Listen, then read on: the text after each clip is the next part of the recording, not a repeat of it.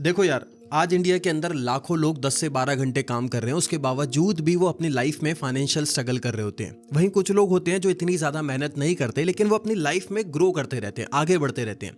पता डिफरेंस कहाँ निकल के आता है? डिफरेंस निकल के आता है लेवरेज में, यानी कि वो अपनी लाइफ में फ़ायदा उठाना जानते हैं।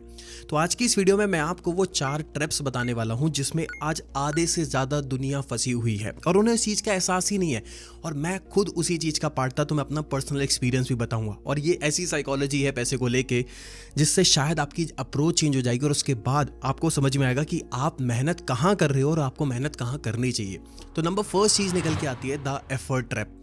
देखो, हार्डवर्क करना आज के टाइम में बहुत ज़्यादा इंपॉर्टेंट है, लेकिन उससे ज़्यादा इंपॉर्टेंट चीज़ क्या हो जाती है कि आप किस डायरेक्शन में अपना हार्डवर्क को कर रहे हो। अगर आपकी डायरेक्शन ठीक नहीं है, गलती वहीं पे होती है। आप एक ऐसी चीज में मेहनत कर रहे हो जिस चीज को स्केल नहीं करा जा सकता, तो क्या होगा, आप अपनी लाइफ में वहीं के वहीं रह जाओगे। मैं आपको एक एग्जांपल देता हूँ। एक ड्राइवर है जो ओला या उबर चलाता है और वो सुबह से लेकर शाम तक उस गाड़ी को चला रहा है। तो वो जितना ज्यादा चलाएगा उतना ज्यादा पैसे कमाएगा, और जिस दिन नहीं चलाता है तो ऑटोमेटिकली उसकी जो इनकम है वो जीरो हो जाती है। वहीं एक दूसरा इंसान है जो खुद गाड़ी नहीं चलाता, उसके पास 4 से 5 गाड़ी है और वो अलग अलग ड्राइवर्स को देता है और वो लोग उसके बिहाफ पे गाड़ी को चलाते हैं, जिसकी वजह से होता क्या है, वो मौजूद नहीं भी है लेकिन उसके पास एक रेगुलर इनकम आ रही है और उस पैसे को वो दोबारा से री इन्वेस्ट करता है और एक और गाड़ी खरीद लेता है या बढ़ा लेता है।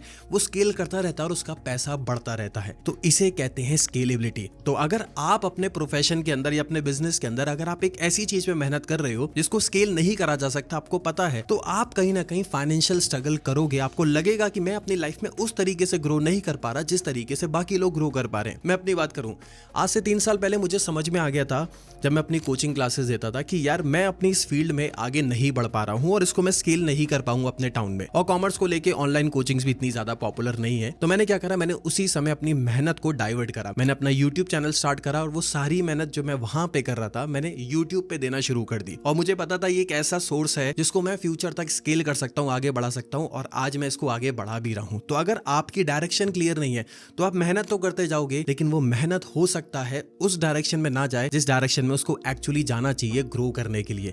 तो आज आपका सवाल ये होना चाहिए कि मुझे मेहनत नहीं करनी, मुझे मेहनत वहां करनी है जिसको मैं स्केल कर सकता हूं या फ्यूचर में मल्टीप्लाई कर सकता हूं। नंबर सेकंड चीज आती है स्पेंडिंग साइकोलॉजी। एक सबसे बड़ा मिथ हम लोगों से बोला जाता है कि जितना ज्यादा पैसा कमाओगे उतनी जल्दी सारी प्रॉब्लम सॉल्व हो जाएंगी और ज्यादा सेव कर पाओगे। लेकिन अगर आज आप 30,000 रुपए कमा रहे हो और उसके बावजूद भी आप चीजों को कंट्रोल नहीं कर पा रहे हो, थोड़ा बहुत सेव नहीं कर पा रहे हो, तो आप 1 या 2 लाख रुपए महीना भी कमाना शुरू कर दोगे तब भी आप नहीं कर पाओगे। प्रॉब्लम इनकम की नहीं होती, प्रॉब्लम बिहेवियर की होती है। जैसे ही पैसा आना शुरू होता है हम करते गए अपनी लाइफस्टाइल को अपग्रेड करते हैं, और अपग्रेड करने के चक्कर में जब लास्ट में पैसा देखते हैं तो कुछ भी नहीं बचता, हार्डली 5 या 10%। तो जिसकी वजह से होता क्या है, हमें अल्टीमेटली लगता है कि यार ये पैसा कम है, हम और ज्यादा पैसा कमाना शुरू करते हैं, लेकिन साथ साथ हम अपने लाइफस्टाइल को अपग्रेड करने लगते हैं। छोटी गाड़ी से बड़ी गाड़ी पे आ जाते हैं, छोटे फोन से बड़े फोन पे आ जाते हैं, ईएमआई को बढ़ा लेते हैं, लाइफस्टाइल को बढ़ा लेते हैं, और अल्टीमेटली हम फिर से फाइनेंशियल स्ट्रगल कर रहे होते हैं। तो हमेशा याद रखना, आपको अपने बिहेवियर को कंट्रोल करना है। अब ये इतना आसान हो क्यों चुका है, इस चीज को समझो। सबसे पहले देखो, आज के टाइम में स्पेंडिंग भी एक डोपामिन की तरह काम करती है। जैसे हम इंस्टाग्राम की रील को कंट्रोल नहीं कर पाते, वैसे हम अपने खर्चों को कंट्रोल नहीं कर पाते, क्योंकि जैसे ही हम खर्च करते हैं वैसे ही हमें तुरंत एक डोपामिन मिलता है, तुरंत एक रिवॉर्ड मिलता है। आपने एक आइसक्रीम खाई, तुरंत यार बड़ा अच्छा लगा, एक फोन खरीदा, बड़ी खुशी मिली, एक कार खरीदी, खुशी मिली। वहीं अगर आपने सेव करा या इन्वेस्ट करा तो वहां से कुछ भी रिवॉर्ड नहीं मिलता, कोई डोपामिन नहीं मिलता। तो जिसकी वजह से होता क्या है, हमें लगता है यार इट्स बोरिंग। और जब हम खर्च करते हैं तो हमें तुरंत इंस्टेंट रिवॉर्ड मिल रहा है और हम उसके एडिक्टेड हो चुके हैं। ऊपर से एक मॉडर्न टेक्नोलॉजी यूपीआई, इसने हमारी चीजों को इतना आसान बना दिया है, कहीं पे भी खड़े हुए हमें ये नहीं सोचना कि पॉकेट में पैसे हैं या नहीं, तुरंत खर्च कर दो, बाद में देखा जाएगा अकाउंट को। आपको बहुत सारे सेल देखने को मिल जाती है, या लिमिटेड ऑफर देखने को मिल जाता है, या by 1 by 2 get 3 and so on. ये चीजों को इस तरीके से डिजाइन करा गया है कि हम एडिक्टेड बन जाए और हमें लगता है कि यार हमें एक्चुअली में इस चीज की नीड है, जिसकी वजह से हम कंट्रोल नहीं कर पाते। तो इसका सॉल्यूशन क्या है? आपको डिसिप्लिन नहीं होना लाइफ में, आपको अपने सिस्टम्स बनाने पड़ेंगे। आपको ऊपर एक वीडियो भी दिख रही होगी, मैंने इससे पहले सिस्टम की बनाई थी। देखो, चीजें लाइफ में अगर कंट्रोल करना है तो सिस्टम्स को फॉर्म करना पड़ेगा। देखो, सिस्टम क्या कहता है, नंबर फर्स्ट चीज, अपनी सारी इन्वेस्टमेंट को ऑटोमेटेड कर दो। यानी कि आपके पास आज सैलरी 1 तारीख को आ रही है, 3 या 4 तारीख में आपको एसआईपी में पैसा डालना है, या जहां पे भी पैसा डालना है वो ऑटोमेटिकली आपके अकाउंट से डिडक्ट हो जाए, ताकि आपको खर्च करने से पहले ही वो निकल जाए और आपको सोचना ना पड़े। तो अपनी सारी इन्वेस्टमेंट्स को ऑटोमेट करो। नंबर सेकंड चीज, आपके पास एक से ज्यादा बैंक अकाउंट होने चाहिए। अब ऐसा क्यों? देखो, देखो मेरे पास एक सैलरी अकाउंट अलग है, मेरा यूट्यूब का अकाउंट अलग है, मेरे पैसे खर्च करने का अकाउंट अलग है। मैं खुद 3 बैंक अकाउंट्स को ओन करता हूँ, क्योंकि मैं एक अकाउंट में पैसा रखूंगा तो मुझे पता है, मेरे को लगेगा यार बहुत ज्यादा पैसे हैं, खर्च कर लेते हैं, कोई भी बड़ी चीज को अफोर्ड कर लेते हैं, और मैं सेव नहीं कर पाऊंगा। मेरे पास एक अकाउंट है जिसमें से मैं पैसा डालने पे बिलीव करता हूँ और कभी भी निकालने के बारे में नहीं सोचता। एक अकाउंट है जिसमें मैं हर महीने एक फिक्स अमाउंट डालता हूँ जो मेरा एक्सपेंडिचर है। मैंने कहा मैं महीने के 40,000 रुपए खर्च करूंगा तो मैं हर महीने 40,000 डाल देता हूँ। अब मुझे पूरा महीना उस 40,000 में ही चलाना है, बच जाते हैं तो और अच्छी बात है, अगले महीने वो अमाउंट बढ़ जाएगा, लेकिन उसके लिए मैंने डिफरेंट बैंक अकाउंट ओन कर रखा है। आज के टाइम में देखो सब कुछ पैन कार्ड से लिंक्ड है, लेकिन उसके बावजूद भी जब आप डिफरेंट बैंक अकाउंट्स को ओन करोगे ना, आपकी सेविंग की हैबिट बढ़ेगी और आपको लगेगा कि हाँ चीजों को मैं कंट्रोल कर पा रहा हूँ। नंबर 3 चीज आप पता है क्या कर सकते हो, अपनी इन्वेस्टमेंट्स को डाइवर्सिफाई कर सकते हो, जैसे बॉन्ड्स में पैसा लगा सकते हो। ये चीज मुझे अभी रिसेंटली पता चली। आप में से बहुत सारे लोग होंगे मेरी तरह जिन्हें भी बॉन्ड्स के बारे में नहीं पता होगा। देखो सिंपल लैंग्वेज में समझाता हूँ। जब आप बॉन्ड्स खरीदते हो यानी कि आप कंपनी को लोन देते हो और उस लोन के बदले कंपनी आपको एक फिक्स रिटर्न देती है जिसको हम बॉन्ड्स कहते हैं। अब यहाँ पे बहुत सारे प्लेटफॉर्म है जिसकी हेल्प से आप ये बॉन्ड्स को खरीद सकते हो, जैसे कि विंट वेल्थ। यहाँ पे बॉन्ड्स खरीदना बहुत ही ईजी हो जाता है अपने इन्वेस्टमेंट करने के लिए। आपको करना क्या है, बहुत ज्यादा एक तो सिंपल और स्ट्रेट फॉरवर्ड है। आप यूपीआई और नेट बैंकिंग से बॉन्ड्स में पैसे को इन्वेस्ट कर सकते हो। सबसे मेन चीज पता है क्या, इतना ज्यादा स्ट्रेट फॉरवर्ड है, आप इनके एप्लीकेशन को डाउनलोड कर सकते हो। उनके डैशबोर्ड पे आपको सारी इन्वेस्टमेंट्स क्लियरली नजर आ जाएगी। रीपेमेंट का शेड्यूल क्या है वो भी आपको क्लियरली दिख जाएगा और यहाँ पे आपको एक अच्छा रिटर्न मिल सकता है। तो बॉन्ड्स में पैसा लगाने का मतलब क्या है, आप अपने इन्वेस्टमेंट्स को डाइवर्सिफाई कर रहे हो। और सबसे इंटरेस्टिंग बात पता है क्या है, विंट वेल्थ खुद हर बॉन्ड में लगभग अपना 2% पैसे को इन्वेस्ट करता है, यानी कि जिस जगह हम अपना पैसा लगा रहे हैं उस जगह विंट वेल्थ भी अपना पैसा लगा रहा है। नंबर 3 चीज आती है द एनवायरनमेंट ट्रैप। आप लोगों को लगता है कि आप अपने पैसों के जो डिसीजंस हैं वो लॉजिकली लेते हो, पर एक्चुअली में ऐसा नहीं होता। ज्यादातर लोग अपने जो डिसीजंस लेते हैं पैसों को लेके वो इमोशनली लेते हैं। उनका कॉन्शियस ब्रेन को लगता है कि वो खुद डिसीजन ले रहे हैं, पर ऐसा नहीं होता। देखो जब आप सुबह मॉर्निंग में उठते हो, आप अपना फोन खोलते हो या इंस्टाग्राम खोलते हो, तो सबसे पहले आपको बहुत सारी स्टोरीज देखने को मिल जाती है। कोई गोवा के ट्रिप पे है, तो कोई नई बाइक ले रहा है, तो कोई लिख रहा है कि लिविंग माई बेस्ट लाइफ, जिसकी वजह से क्या होता है आप वहां पे रिएक्ट करते हो, यार ये लाइफ तो मुझे भी चाहिए, मैं भी तो ये चीज को खरीद सकता हूँ, मैं भी तो डिजर्व करता हूँ। और ये जो डिजर्व वर्ड जब निकल के आता है ना, असली गेम वहीं से स्टार्ट होता है और हम अनकॉन्शियसली उस रेस में दौड़ना शुरू कर देते हैं जिसके हम पार्ट नहीं थे। And I was also same, मैं भी उसी रेस का पार्ट बना था आज से 6 साल पहले। जब मेरी जॉब लगी थी तो मैंने 2 साल के अंदर ही, जब मुझे पता चला कि यहाँ रेगुलर इनकम आ रही है, मैंने EMI पे कार खरीद ली और लोन फैसिलिटी बहुत इजीली अवेलेबल थी, 80 to 90% फाइनेंस हो जाता था। और मुझे लग रहा था यार मैं भी तो डिजर्व करता हूँ, यार इस लाइफ में नहीं खरीदूंगा, मतलब इस एज में नहीं खरीदी तो फिर कब खरीदूंगा। और मैं नई कार को खरीद के ले आया था। लेकिन 1 से 1.5 साल के अंदर मुझे समझ में आ गया, इसे फ्रीडम नहीं कहते, ये मेरा खुद का डिसीजन नहीं था, ये एक ट्रैप है। अगर मैं अभी से ही इस फाइनेंस को अफोर्ड कर नहीं पा रहा हूँ, इतना ज्यादा स्ट्रेस ले रहा हूँ, तो आगे जाके मैं अपने करियर पे फोकस कैसे कर पाऊंगा। और लकीली मुझे एक अच्छा बायर मिल गया, मेरा ज्यादा लॉस नहीं हुआ और मैंने 1 साल के अंदर ही अपनी गाड़ी को सेल करके एक सेकेंड हैंड कार खरीद ली, जिसकी कुछ खास EMI भी नहीं बनी और मेरा लोन भी पे ऑफ हो गया। और मैं सीधा फोकस करने लगा अपने यूट्यूब पे, अपने करियर पे लेके।